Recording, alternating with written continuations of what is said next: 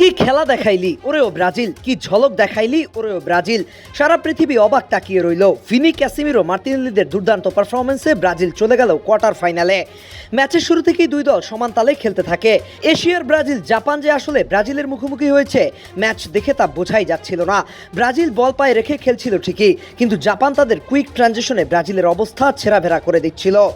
ব্রাজিলের মিডে থাকা ক্যাসিমিরোর কাছে যখনই বল যাচ্ছিল, জাপানিজরা ঘিরে ধরছিল। ব্রাজিল কোচ কার্লো আনচেলত্তি স্কটল্যান্ডের সাথে যে প্ল্যান করে মাঠে নেমেছিল, আজ সেটাই শুরু থেকে করলেন। কুনহাকে ফলস নাইনে রেখে ভিনি আর রায়ানকে দুই প্রান্তে রাখলেন।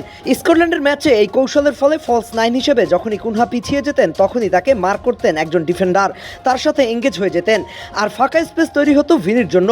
কিন্তু জাপানিজ কোচ আজ এখানেই মুলসিয়ানা দেখালেন। কুনহা পিছিয়ে যাচ্ছিলেন ঠিকই, কিন্তু জাপানিজ কেউ তাকে মার্ক করতে যাচ্ছিল না। উল্টো বল যখন ক্যাসিমিরোর কাছে যাচ্ছিল, তাকে আল্ট্রা লেভেলের চার্জ করে তার থেকে বল ছিনিয়ে আনছিল, যার ফলে ক্যাসিমিরোকেও আজ শুরু থেকে খুব স্লো লাগছিল। এরপরে আবার কার্ড খেয়ে বেচারা চাপে পড়ে গেছিল আর্লি স্টেজে। আরেকটা ইয়েলো হলেই রেড কার্ড। মাঠে থাকা আরেক খেলোয়াড় পাকেতা শুরুতেই পায়ের পেশিতে টান খেয়ে কোনো ক্রিয়েটিভ পাস বা কুইক মুভমেন্টে নিজেকে ব্যস্ত রাখতে পারছিলেন না।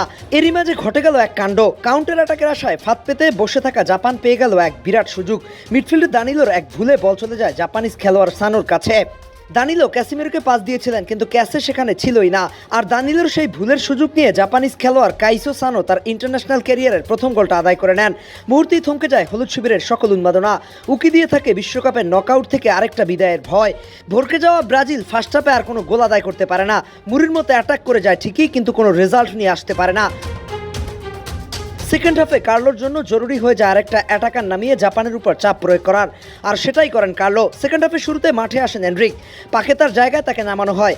পরেই খেলার পরিবর্তন আসে। ফার্স্ট হাফে কোনো স্পেশাল থ্রেট ক্রিয়েট করতে না পারা ব্রাজিল মুহুর্মুহু আক্রমণ করতে থাকে দুই প্রান্ত থেকে। এরই মাঝে গাব্রিয়েলের এক সেট পিসে দুর্দান্ত হেড করে ক্যাসিমিরো, সেই হেড থেকে আসে গোল। ভরসা ফিরে আসে ব্রাজিলিয়ানদের চোখ মুখে। ফুটবলারদের মাথা থেকে সরে যায় চাপ।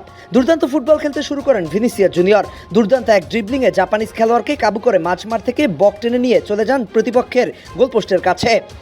ডান পায়ে ফ্লিক করে জাপানের জালে প্রায় ঢুকিয়ে দিয়েছিলেন বল, কিন্তু জাপানিজ গোলকিপার সুজুকি কোনো রকমের আঙুল ছুঁয়ে বাঁচিয়ে দেন জাপানকে।